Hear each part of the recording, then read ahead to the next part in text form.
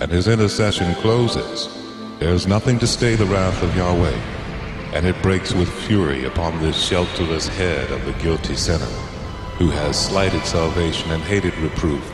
In that fearful time, after the close of Yeshua's mediation, the saints were living in the sight of a holy God without an intercessor. Every case was decided, every jewel numbered.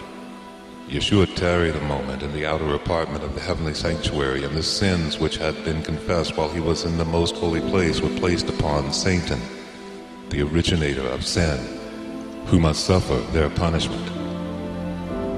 Then I saw Yeshua lay off his priestly attire and clothe himself with his most kingly robes. Upon his head were many crowns, a crown within a crown. Surrounded by the angelic host, he left heaven. The plagues were falling upon the inhabitants of the earth. Some were denouncing Yahweh and cursing him. Others rushed to the people of God and begged to be taught how they might escape his judgments. But the saints had nothing for them. The last tear for sinners had been shed, the last agonizing prayer offered, the last burden borne, the last warning given. The sweet voice of mercy was no more to invite them. When the saints in all heaven were interested for their salvation, they had not interest for themselves. Life and death had been set before them.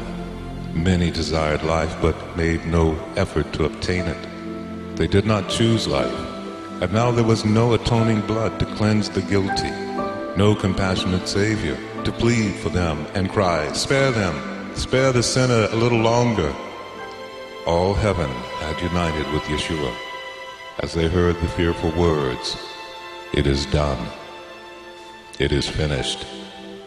The plan of salvation had been accomplished, but few had chosen to accept it. And as mercy's sweet voice died away, fear and horror seized the wicked. With terrible distinctness, they heard the words, "Too late, too late." Those who had not prized Yahweh's word were hurrying to and fro, wandering from sea to sea and from north to east to seek the word of the Lord. Said the angel, "They shall not find it. There is a famine in the land, not a famine of bread nor a thirst for water, but for hearing the words of the Lord." What would they not give for one word of approval from Yahweh? But no, they must hunger and thirst on. Day after day have they slighted salvation, prizing earthly riches and earthly pleasure higher than any heavenly treasure or inducement. They have rejected Yeshua and despised his saints. The filthy must remain filthy still. Many of the wicked were greatly enraged as they suffered the effects of the plagues. It was a scene of fearful agony. Parents were bitterly reproaching their children, and children their parents. Brothers their sisters, and sisters their brothers. Loud wailing cries were heard in every direction. "It was you who kept me from receiving the truth which would have saved me from this awful hour." The people turned upon their ministers with bitter hate and reproached them, saying, "You have not warned us. You told us that all the world was to be converted, and cried, 'Peace, peace,' to quiet every fear that was aroused. You have not told us of this hour, and those who warned us of it you declared to be fanatics and evil men who would ruin us. But I saw the ministers did not escape the wrath of Yahweh. Their suffering was tenfold greater than that of their people. I saw the saints leaving the cities and villages and associating together in companies and living in the most solitary places. Angels provided them food and water, while the wicked were suffering from hunger and thirst. Then I saw the leading men of the earth consulting together, and Satan and his angels busy around them. I saw a writing, copies of which were scattered in different parts of the land, giving orders that unless the saints should yield their peculiar faith, the people were at liberty after a certain time to put them to death. But in this hour of trial the saints were calm and composed, trusting in Yahweh and leaning upon his promise that a way of escape would be made for them. In some places, before the time for the decree to be executed, the wicked rushed upon the saints to slay them. But angels in the form of men of war fought for them. Satan wished to have the privilege of destroying the saints of the Most High, but Yeshua bade his angels watch over them. Yahweh would be honored by making a covenant with those who had kept his law in the sight of the heathen round about them. And Yeshua would be honored by translating without their seeing death the faithful, waiting ones who had so long expected him.